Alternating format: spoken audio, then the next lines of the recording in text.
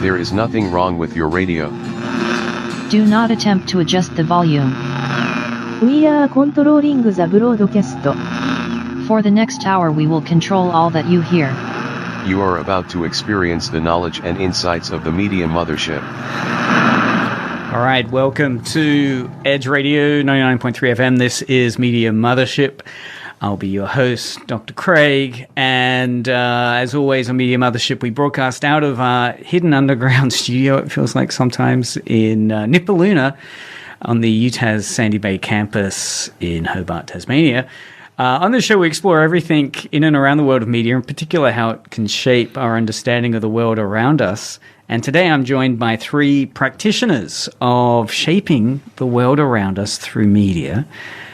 From my left to right, I'm joined by Xavier, the actor. Hello. Daniel, thank you. Daniel, the director and writer. I liked practitioner better. Can we go with that? Practitioner. And Edward, cinematographer and various other titles. Well, I right? mean, yeah, thank you. Hello, yes. We all have multiple titles, I reckon. We all have practitioners. Yeah, practitioner is probably a good consolidation of those terms here. So we are squeezing. I think this is the most guests I've had on, three guests. So we'll try to keep that audio exciting and live for everyone. I have got a buzzer that I'll use as soon as someone's off, maybe, or an electric shock I should set up. But you guys are here. I brought you guys in because you're at this auspicious moment in your indie filmmaking work. We've had you in the past talking about Bin of Despondency, Just Humans. Just Humans. And so now the third. Yes, this is our third feature production. So yes, that would be our third. Yes, so I've brought you in because you're what stage? Post-production? We're about to start post-production. So about 2 weeks ago, we finished properly filming all of the stuff. So yeah, we finished doing that about 2 weeks ago, giving ourselves a little bit of a break, and in about 2 weeks we'll start editing. Excellent. So getting into post-production. Great. So I want to dive down into indie filmmaking, what you guys have been putting together from your particular backgrounds, and how it all might come. So actually, we might do the whole thing. We'll start pre-production, production, post-production, ideas, future plans, right? Maybe how people can access it, and then maybe some reflective exercises. We can do some reflection. And potentially advice if I'm feeling like you guys are striking me as capable enough. I'm sure you are. It's going to be really great. And we might get around to advice. I'll have that. Hopefully there'll be advice throughout it. You know, nuggets of wisdom, things that go right and things that go wrong. So we'll embark down that journey here on Edge Radio, and we'll see how that all kind of shapes up. All right, welcome back. I love your little transition tune. It's great. I find it cleanses people's palates, it gets them hyped and ready to engage with chapter 2 now of the broadcast. So let's start from my right to left. So, well, actually, no, I wanted to ask a question about the story first. So the story, from your perspective, Daniel, as the writer, what inspired this story for the film? What is the story and what inspired it? Well, I actually was inspired by jumpstarting Get close some to the guys' mic. car. I know you're in a difficult spot. Oh my goodness! Or maybe even, move it slightly. Yeah, perfect. Oh, I was actually inspired to write this based on a strange instance of apathetic help that I gave to somebody. Apathetic help yes. Seems like a contradiction. It was I sort of went, okay, I'll help you. Okay. Two guys I know were having trouble starting their car, and I had just gone home from work, but they were intending to leave and go home. And I was like, I suppose I can go down and help them because they're asking nicely. And I got there. They weren't in distress at all. They were laughing and having a good time and jumping around. I'm like, geez, the spirit of youth, I thought to myself, and as I drove off, and I thought, that's a good movie about someone being not annoyed, but sort of baffled by the youth of baffled by the youth when they themselves are not very old. Yes, because here you are, two work colleagues having problems with their car. I know that type of experience would make me frustrated, irritated, and not jovial. Yet when you encounter them, they were jovial and kind of They'd laughing made it up off. this fiction in their head that they were about to run away from a gang and they were having a... Really, they entered into this They were- whole, like half cup full narrative of kind of, Yeah. this might be exciting. Imagine if this was happening and Yes, the car had exactly. broken down and wow. And I was... It's very mentally healthy. yeah, it's kind of healthy mental It's very state. good. It's very inspiring. Yeah. I was like, oh, that's good. I was just tired by the whole thing. I was like, oh, this is... You were worn out by life. You very much the older person was- in this situation.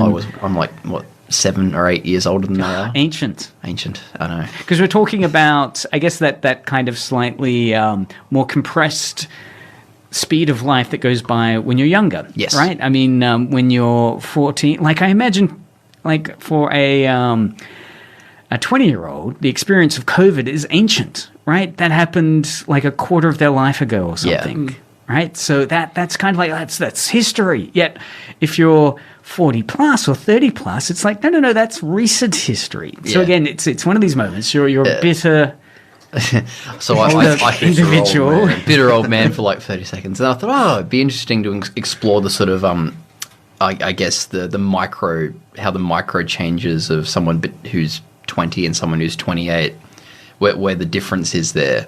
And there's a sort of switch over at some point in that journey between those two ages that, I guess, puts someone in a new position. Did everyone share that kind of anecdotal view of life that the I guess the generation gap, but a particular generation gap, 20 to 28. Well, in my experience, there is quite a big difference, and it comes from different access to technologies and different experiences, like growing up with COVID and stuff like that. Like, growing up, I mean, it happened for about a year or two, so. It's the Black Plague. yeah. I mean, survival rates plummeted. Well, and that was very disruptive to a lot of people's schooling, right? So, for me, who had a job, it was just an annoyance and a really big annoyance. But for these younger people, as they were, going through the final years of year 12, final years of their schooling or, their university, all these important things like exams and proper tutelage and stuff like that was heavily disrupted. Formative experiences were disrupted, I suppose. Yeah. Whereas for us, they weren't really formative experiences. Yeah. So in that way, yeah, it's one of those real life experiences which I guess when you're young, you might not necessarily forecast forward too much, but as you get older and you encounter people for whom their sense of time is very, very different from your own. Good. All right. So going on with the script writing process, how was it this time around? Given you've written a number of scripts, did the process and insights of writing this go smoothly? Yeah, I was when did I write this? September, October last year. It was pretty quick. It went through a bunch of drafts, obviously, but the actual core of it was out relatively quickly. So it started with that anecdote, and that anecdote appears in the... It does, but not as a part of the core plot of the film. It's in there as a separate incident. But the core aspect is still that kind of buddy... Yeah, it's kind of I suppose you could call it it's a buddy cop movie, but it's not like a cop movie. There's no cop part, but there is buddy part. But it's a buddy kind of movie. opposites. A road trip movie. It's a buddy road trip movie, basically, yeah. where there is no car for most of it. Because obviously, the plot is essentially that these two guys get lost in the bush, one who's 20 and one who's 28. And it's set here in Tasmania, Yes. identifiably... I wouldn't say Tasmanian, identifiably. Other than through the foliage. Yeah. Right, yes. I suppose If you're a foliage fan, you'll say, Yes. that's the Eucalyptus stereotypicus, only native to the Upper Glenorchy area. Gotcha. Is that a real tree? Hey, I've got many arbutus fans. I do have always dropping some knowledge. I have a friend who's very intrigued by plants. I'll ask him if that's a real plant. There is a drinking game that goes along with watching this show, including when I do call-outs to various eucalyptic varieties. Eucalyptic. So going on, I'm throwing off on a tangent. So you found the process of writing it very straightforward. Yeah, actually. How about the process of casting it then? Was that equally easy? Casting Xavier was pretty easy because I'd already had that in mind when I was writing it. So Xavier stepped in as the main. Yes. One of the mains. Yeah. The co-star was a little bit more difficult, but we had a few ideas in mind of people we'd met semi-recently. And it was initially going to be one person, but then we switched to a different person because of that first person wasn't available to do it. So they even said that this other person would do a better job. Yeah. So. And the other person was Hugh Jackman, which was a surprise to me. Yes. Yeah, I was like, wow. Yes, Hugh Jackman. But playing a 20-year-old, he was... He's got range. We put him through a time capsule thingy, and he just changed into a 20-year-old. But he did a wonderful job in the end. So we're happy that we got him in the end. Yeah, not Hugh Jackman. So Xavier, what does it feel like? Were you told immediately, "Hey, I've modelled this character on you," or when I was writing this story, as Daniel said, I had you in mind? Were you told that, or did you find that out later? No. Trying to remember the exact conversation we had, to be honest, but as soon as he put it forth to me, I immediately clicked with it. Just because, I'm not quite 28 yet. I'm 26, but I'm in the latter half of my 20s, and kind of going back to that question from before about, do you notice a difference between the gap? Yeah, absolutely. I'm 5 years makes a difference. I'm certainly not an old man by any means yet, but it does make a difference. I feel very different at 26 to how I did at 20. Because I wonder if there's a certain... if I was told, hey, here's a script, and I found out or was told, I had you in mind when I wrote it, I'd think, oh, wow, what kind of deep psychology or therapies this is evolving for me. Will I... it seems like you identified with it, which is great. Well, I did have a fair bit of actual input into the character. So the character wasn't really fleshed out yet. So it was just the overall idea for the movie was there. And then I think when I came up with it was when I told you about it. And then you put your 2 cents into how you wanted it to sort of work. And then I'd written it in that September. That's right. Yeah. So, and then when I finished writing it, that's when I took it to you and was like, here it is, read it. That's right. Yeah. So... And were there, I guess some of the most memorable characters you might see in a movie have flaws, right? And did you feel comfortable with that whole gamut of kind of the flaws of the character? Are there flaws of the character? Or did you say, no, this character's perfect, Daniel? He's super hot with the ladies. I want, He's just definitely not. No. So you really actually kind of enjoyed having a character that you didn't really have to act then because you were the character, right? It was just you. Yeah, I do kind of play I guess if I could sum it up in a nutshell, kind of how I gave input into it is I play a more pessimistic version of myself in real life. Because you're playing the bitter, older 28-year-old who's not where he wants to be by the age that he's at, and has too higher expectations for himself, and all these right. Yeah. But we won't spoil the third act. But I imagine you seem happy and well-adjusted individual. So I imagine if it was based on you, and if you had Xavier in mind, you end up not in a bad spot. Yeah. No, you find out a lot about each other, and it's not. Well, it could be Thelma and Louise. I know you mentioned there was a car involved in this. Yes. No way. That's a very good comparison. I never made that connection before. I'm thinking of cars that involve significant third act moments. Yes, and I guess there's Mad Max's car, right, which always gets destroyed around the second. Definitely used the same way in this. Is it 100%.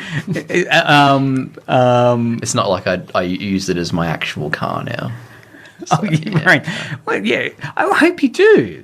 Do you use it? You I do. use it, and My its previous value's car- gone up a lot now. Well, I mean, yes, it's a real prop. Why wouldn't I keep it? It's a prop.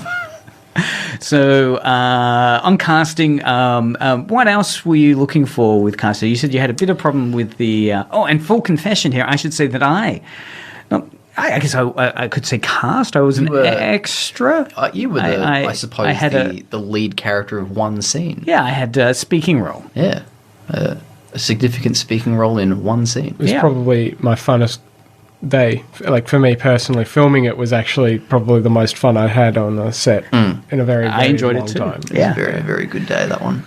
Because, yeah, I mean, the way it was explained to me in terms of the small contribution I made was that within the movie there are cuts to like TV episodes or something, or advertisements. Yeah, like sort of kind of fake advertisements.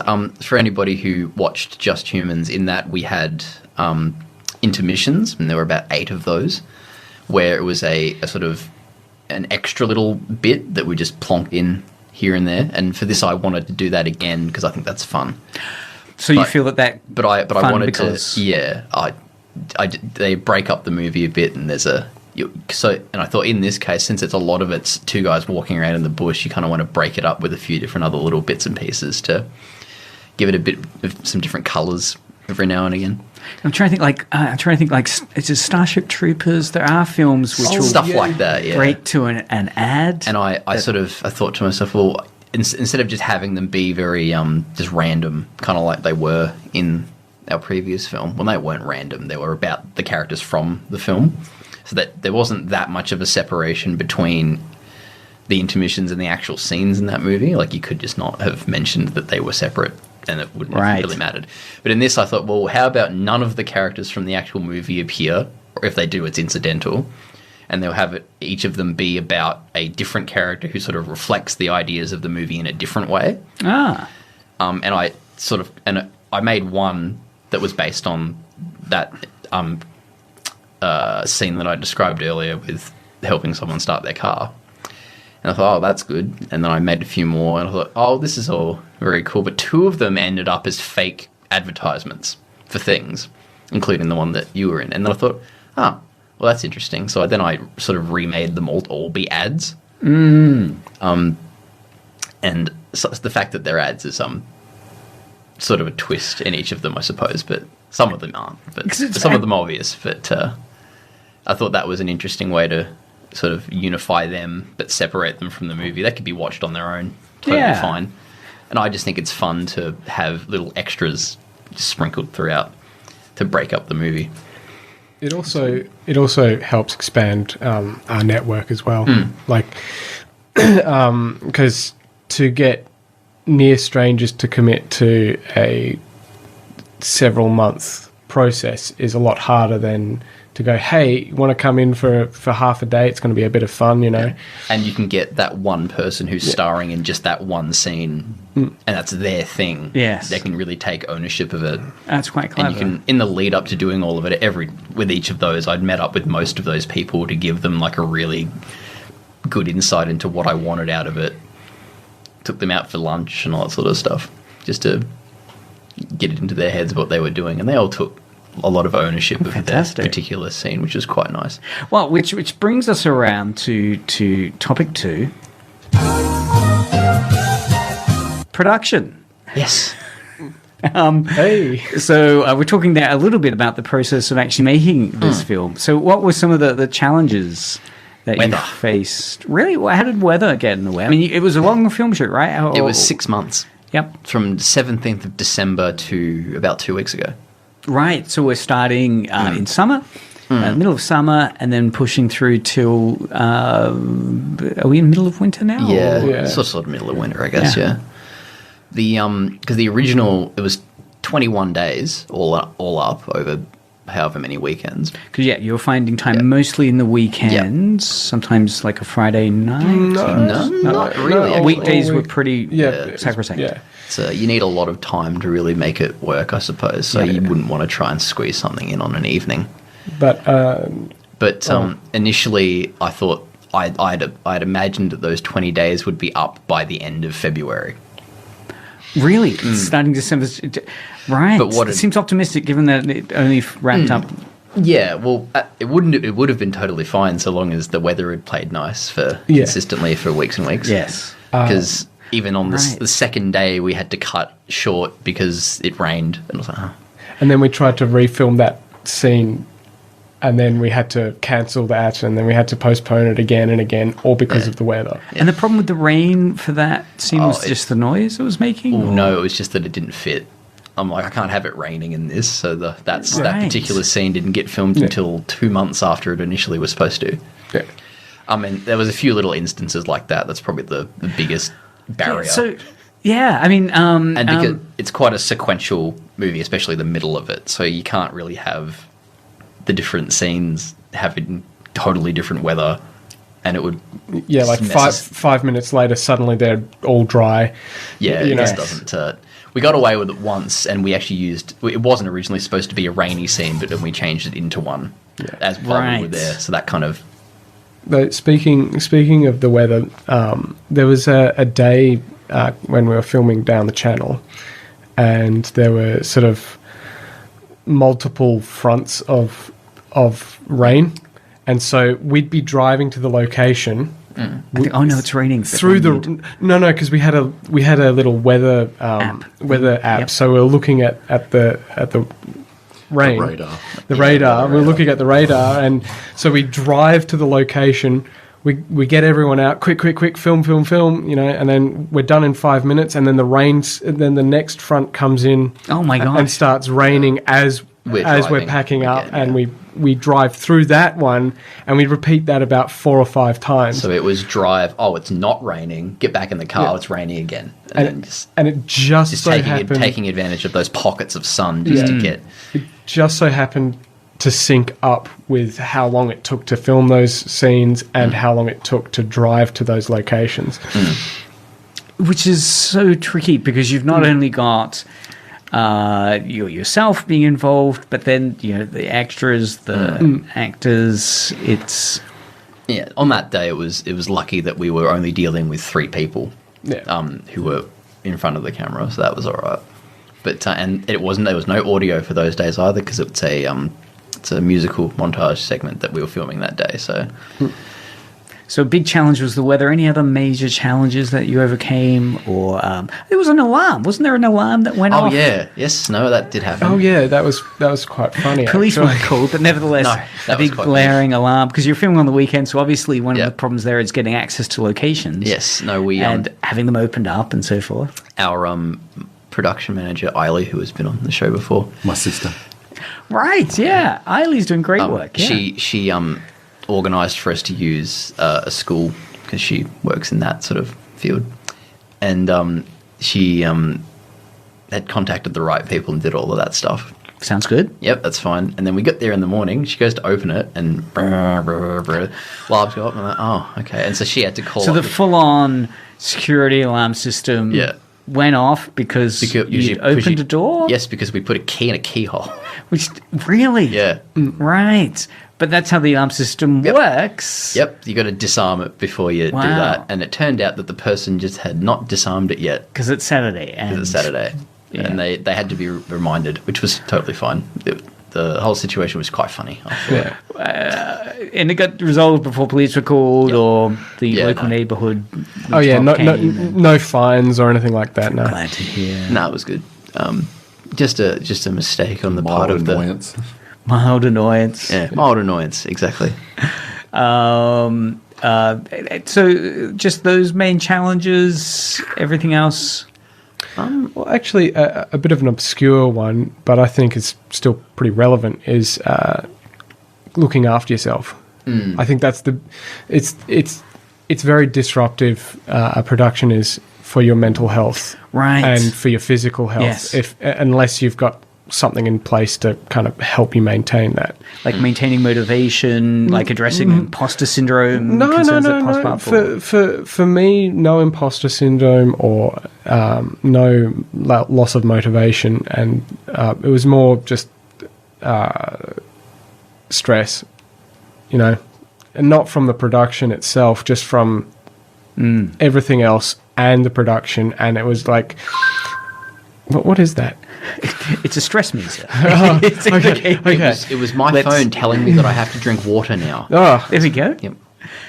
So how? Yes. yeah, but it's so I think if you're going to take on a big production like that or a lengthier production, just make sure that you're taking a moment to look after yourself as well. Any tips for that? Is it just breathing exercises, stress balls? No, I don't have any tips heard for that. It's deep psychological evacuation of the soul. You've got a therapist there. I've heard this was one acronym called. I think it's TEMP or something. The T stands for temperature. Yeah. Like a good way of shocking yourself out of anxiety is a splash of cold water, like an extreme temperature change to yourself. Well, yeah, I mean, unfortunately for me, because I have a sort of philosophy of, well, you go through life and something breaks, and either you let the world decide what breaks or you decide what breaks. And I didn't decide for myself what broke, and so I basically just resorted to eating a little bit more than I probably should have. Yeah. Actually, that is the number one disadvantage of doing it, is you just eat kind of worse when you do it. Yeah. I mean, like dinner, it's been a long day, can't be bothered making a proper dinner, so I'm just going to have, fast food. Yes. But Yeah. I mean, you're aware of it, and again, it's you understand the psychology of what's driving it, the stress, and it's a way of coping with it. And that's not to say that the production was stressful. I actually thought it was quite. Easy. But it was. I guess, as you said, it's the external pressures. Yeah. Because leaking into the. Yeah. And there are suffering, and like, no one likes that feeling of stress, and so yes, you Well, for me, the actual production was the least stressful aspect of my life at that stage. The most stressful aspect was juggling a social life and work, and I would prefer not to have gone to work and just focus on the production and my social life and Well, and again, juggling those balls, it's one thing that's great to have you guys on to recognize the huge effort that goes into doing this, to achieving this. I mean, a lot of people would get halfway through or a third of the way through and Or just not start at all. just leave it as an idea. Oh, I really want to do that. And But I think also the other thing about life is that you've got to confront things that are going to cause you stress. Otherwise, you don't really grow or evolve as a person, I believe. I mean, and like the upshot of going through that stress is I've gotten to the other side of it and gone, hey, I can do what I want in life. I'm there's a level of confidence that I've got which I've never had before, and this sort of self-assuredness that wasn't present before. Now I sort of have this calm outlook of, oh well, this is something that would be cool to do. I'm going to do it. There's no hesitation about doing it. There's no sort of putting it off. It's just, I want to do it, so I'm going to do it. yes. Yeah. And all that is because I went through the stress of this production. So it's not stress. I don't think stress is something to be afraid of. I don't think it's something to be avoided. But I do think that I personally need to do a bit of a better job at managing it. It is challenging. Yeah. And on that point of challenge, I guess the other point that can be difficult is managing that budget and the equipment and resources. How did you find the equipment, resources, budget go for this time around? Any experiments you were doing with, turning... Other than the fact that we bought a car for it, I don't think there was anything too extraneous about it. So the buying of the car... Yeah. Normally you'd try and use someone's car, but this had to be a specific car that you couldn't. A specific vibe. I think really, it was more that What is the car? What it's a model? 1992 red Toyota Corolla. Wow, yeah, I owned one of those. 92. It is an iconic car. It's one of those. It's very angular. Yeah, kind of. There are tons of them out there. And I'm glad that we did buy it, because if I didn't, I probably wouldn't have a car at the moment. Because my car died. So. Right. There's a fate had bequeathed this Yes. whole series of events. Yes, no. And actually, when we bought it, people were going, "Oh, you should keep it. You should sell your other one." I'm like, "No, I won't do that." And then the other car went, and I was like, "Oh, I guess I am then." Oh well. So how did you? And that's a stressful thing, looking for particularly that era model car. I think initially, that process went I think smoothly. we were trying to look for a convertible. That's right. Yeah. Oh, convertible! Wow, we Bit of glamour. did find one, but the mechanic that inspected it said no, Yeah. don't. It was an old Saab, so there was something wrong with like the firewall or whatever. There was a it's crack in called. it. There's a crack in it, and apparently, like if you steer it for long enough, it will actually Wow. the car will split in half over time. Oh wow! Like it's been known to happen. It'll like just the whole front of it would fall off on the road. Yeah, this particular model was yeah, very yeah. susceptible to that. Yeah. So the '92 Corolla was still going to give the magic. Yes, and you it was wanted, cheaper. and cheaper, right? And you're happy with how the '92 Corolla came out? Oh yes, in the film. It's it contrasts in color wise greatly with the rest of the movie. And that would have required equipment to film a car. Yep. What's the equipment you need to film a car? You're Very happy. Well, Where do you start? we call it Grabby Son. Grabby San. Grabby Son. I don't actually know what the actual name is, because it got replaced by Grabby Son in my mind. And what does this bit of kit do? So it basically, you've got these 3 anchor points that are suction cups. You wipe off the body of the car that you're planning on putting it on. You suction it on, and then there's these 2 straps that are kind of like safety straps that also allow you to do some finer adjustments with the position of it. And then you just screw the camera on, and there you go. Right. And this will help you get a shot inside the car as they're driving, or Yeah. Yep. Or Where did outside. And it looked noticeable. Did you drive it on the road with the Yep. device hooked up? Wow. Ironically, you can't tell that it's on there most of the time, because it doesn't come out very far. It only comes out about as far, Oh, fantastic. if not closer than the side mirrors. Right. So when you're driving past it, it just looks like the side mirror. Yeah. Right.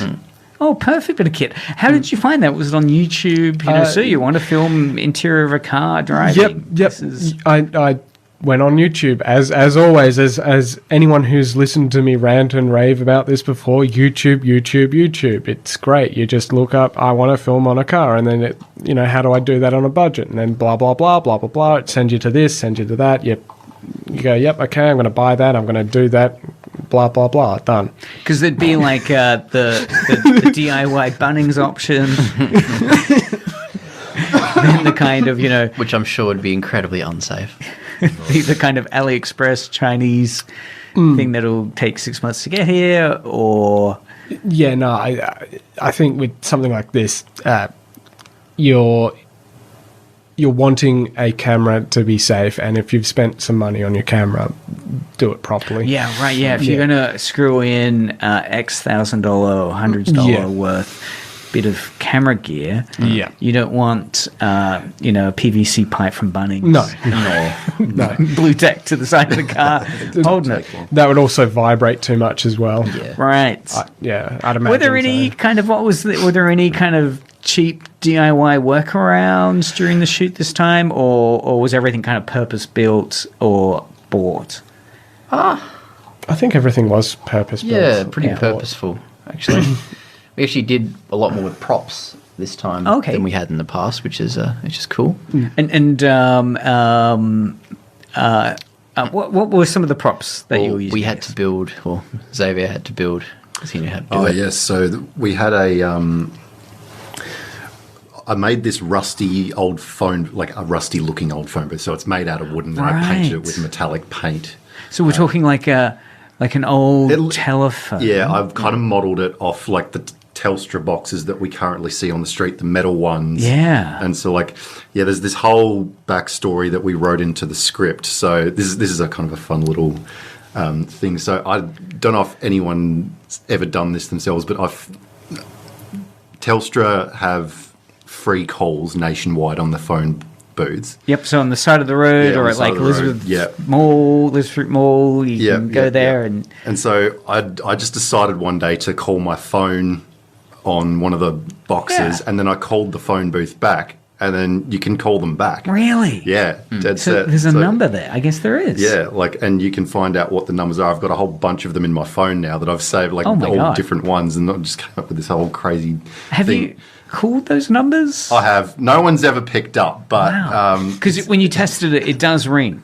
Yes, it does ring. Yeah, I rang it back, and it does ring. No kidding. Yeah, and you can pick it up, and you can talk to yourself on both phones. And you can make them. Yeah, and there are movies with that features, right? The evil mastermind calls the booth and says, get to this booth by which makes you wonder. He probably had to go down to the phone booth and test it out and get the number for it, which is kind of fascinating. So anyway, I'm thinking. Sorry. That whole thing, we decided to write that into the script as a thing that my character did when he was younger, when he was a bit more full of life and a bit more optimistic back when he was 20. So there's going to be like flashback scenes to when he was 20 and this and that. And so we just decided to make a rusty old phone booth that they stumble across in the forest, and then it sends him back into flashback mode, and then flash forward again, and then there's this whole metaphorical thing that will come with it. You'll see it when the movie comes out. I won't say too much more, but that's why we had a phone booth. So that's one of the props. Yeah, I made it. Yeah. So out of just plywood and stud work stuff. Yeah. And I had bought a old prop phone, a dial, like a yes, like an old and it actually works. It came with all the equipment to actually plug it in. Wow. It only takes American quarters, though, so I cannot use it. I'd have to go and exchange some money. Right. And you managed to source that locally or interstate, overseas? Well, the phone came internationally. Wow, an American coin-operated telephone. But it wasn't. It's like a plastic one that's a replica of an old, I think, 50s era wall phone. But it works. You can use it. And I was surprised by that. I didn't think it would. Well, in terms of music, you could plug it into an existing phone line. Yep. And it'll dial. It'll require coins. Yep. So you've actually tried it. Up to the point. Up to the point of knowing that my coins don't fit in it. Yeah. And so then to make this prop, you sourced all that material, spray paint and so forth. It came out well. Yeah, no, it's good. It came out It's good. It's in my kitchen. There's nowhere else to put it. So, did people want particular props given the effort that was going in, or I mean, you've ended up with the car, the phone. No, I don't think anyone else sort of wanted anything else, which is. Because there are these stories where, I guess in big budget, there was one recently about what was it, Viggo Mortensen and his sword, taking the sword, from Lord of the Rings and using it in one of his films. Well, it's his sword. I mean, Yeah, I think it's his sword. He deserves it. And I don't really like the idea of just hanging on to a bunch of props either. No, not really. Like, you know, I think for me it's well, this is a prop that was used predominantly by this person. As far as I'm concerned, it's a good memento for them to keep. Yeah. You know? And they've got way more ownership of that than anyone else would. Yeah. Because it's a part of their character and a part of their journey as an actor to have had that. And the whole process of making them is also quite a bit of fun, weathering them down, giving the prop itself a story. So, you know, the location, the props all have their own story within what, of course, is the character arc of individual characters and so forth, but the props as well are important. Yes, exactly. Yeah. One of the main props that are kind of a bit of a staple are our sunglasses. We have very particular sunglasses. Like Matrix vibe. I'm trying to think of sunglasses in films, and there are noticeable ones. Like there's the Ray-Bans from Risky Business with Tom Cruise. There's kind of wraparound ones from the Matrix, or the ones Mobius has, which don't have the arms on them. Yeah. What were the sunglass designs for these ones? So for this film, mine are a pair of kind of like square aviators, like brown lensed aviators with like golden, like the trim, arms trim or whatever. Yeah, so like kind of very professional looking kind of things. And then Sam, the 20-year-old, has a pair of like transparent yellow plastic looking things, a bit more colourful, a bit more playful. So it's like these get sourced from. They're mine. I'm a massive fan of sunglasses. Really? So, you'll be popping into like shiploads and say, then we go to the sunglass space. That's it. Every time I'm at a petrol station, Really? I'm always looking at the sunglasses. Are you looking for the quirky ones? What draws you to a sunglass? What? I don't know. Like unusualness? Just the vibe, whatever Right. vibe I'm feeling, you know. Speaks it's to like, you. Yeah. Fascinating. Yeah. And then you can be involved in a movie shoot like this, and it's like, well, that's it's like Viggo Mortensen's sword from Lord of the Rings. So actually, I have sunglasses at home, and voila. Yeah, they're like lots of different types. Like, yeah. Well, you have a lot of knick-knacks and stuff that can be used like that. Yeah, like a lot of my knick-knacks were also used as props. So like at home, we have an attic upstairs, and I've like kind of done it up a bit of a man cave kind of thing, and like, just have knick-knacks all up on the shelves and this, that, like just old toys, trinkets, this, that, the other thing, throwing knives with a dartboard, like just all kinds of random stuff that. And a gold mine for a film production. Yeah. Which is why I think a couple of weeks in we decided, you might as well be the prop master for this movie because all of the props are coming so from you. I became the prop master and the continuity director for fantastic for your character. That, so cool. was in place. Prop master. Deep shot. Yeah. Now we expanded a little bit. We have a makeup person now. Okay, what was the makeup on this shoot? We didn't have that much of it, but it was a matter of there was one particular day where we did because we needed to make someone have one eye.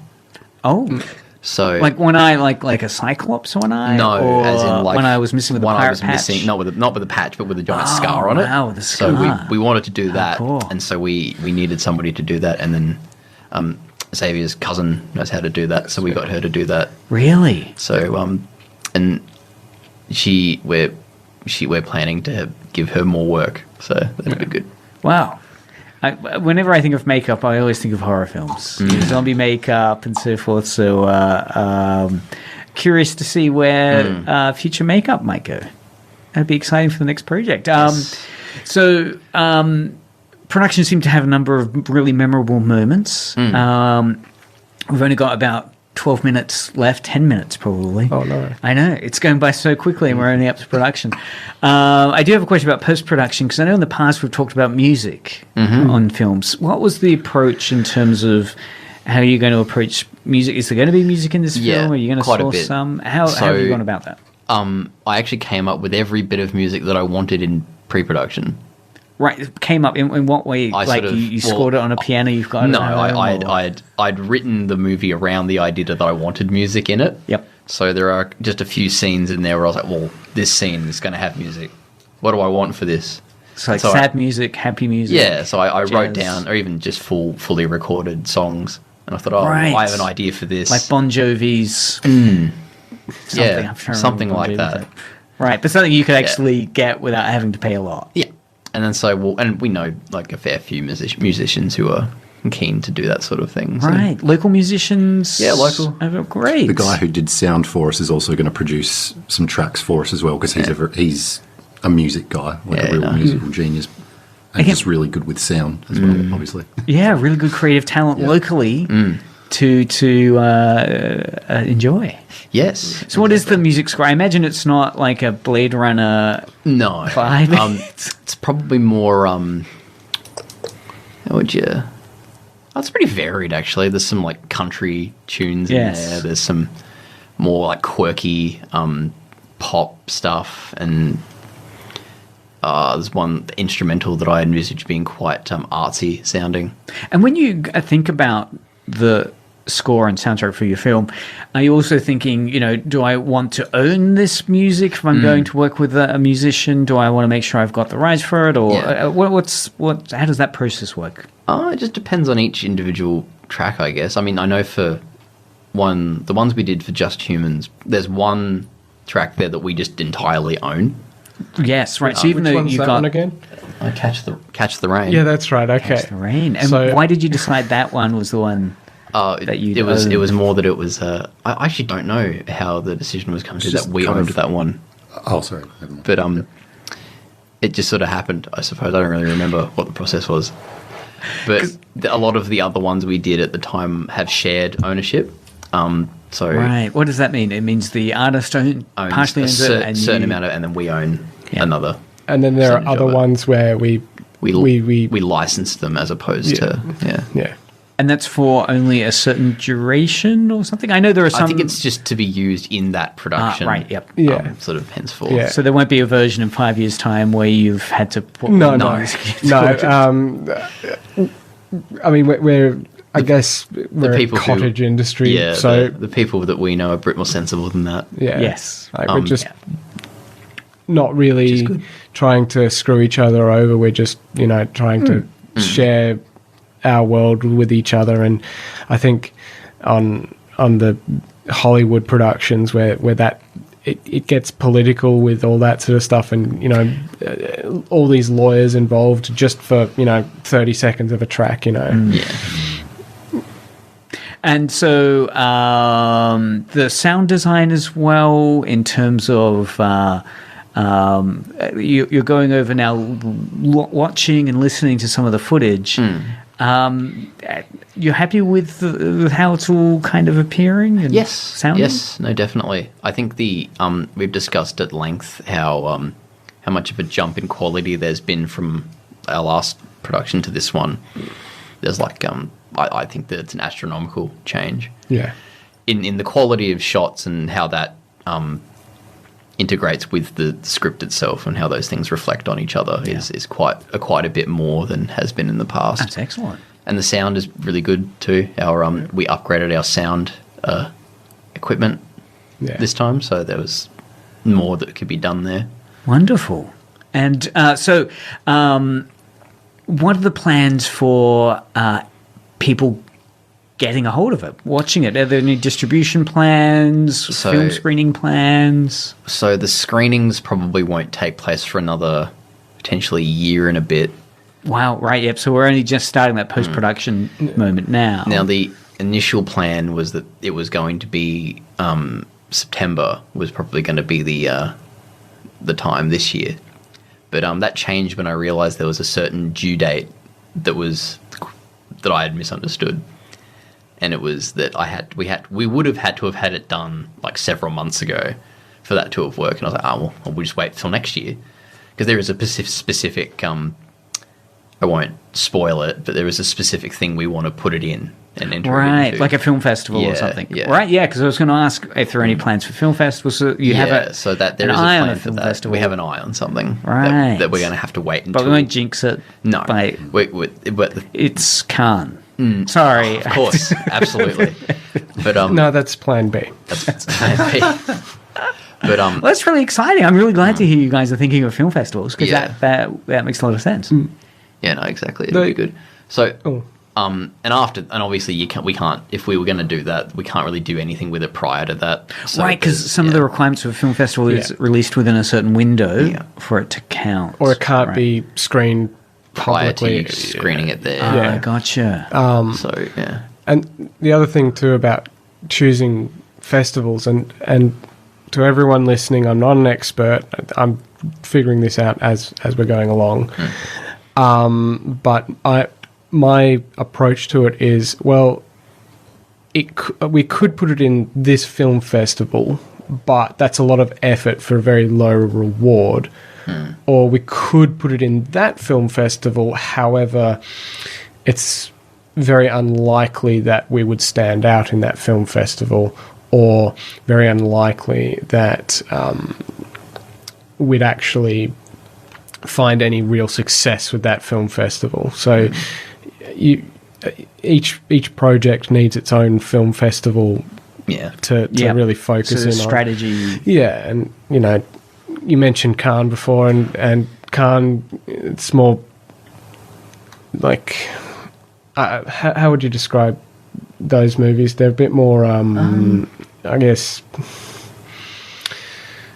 established with backing, and I think established is what came to my mind. To me, it's like, what if they're kind of movies where, what if a Hollywood studio had license to be creative, without having a firm hand on them. Too much like oversight. Yeah. Yes. Yeah.